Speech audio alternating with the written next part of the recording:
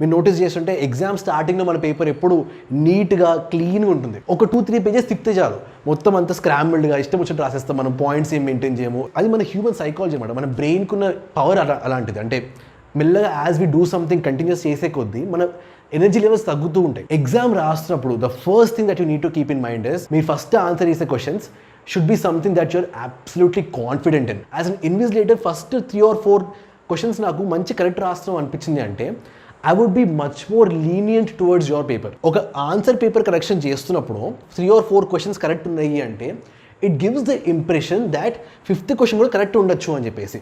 So 5th క్వశ్చన్లో కూడా minor mistakes ఉన్నా కానీ people usually glance over them. అది హ్యూమన్ సైకాలజీ. అది వెరాజ్ ఫస్ట్ క్వశ్చనే ప్రాబ్లమాటిక్ ఉంది అంటే ఒక ఇంప్రెషన్ పడిపోతుంది. You know how first impression is the best impression. మీరు ఫస్ట్ 4 or 5 క్వశ్చన్స్ మంచి క్లీన్గా నీట్గా పర్ఫెక్ట్గా రాస్తే the evaluator is going to be much more lenient towards your paper.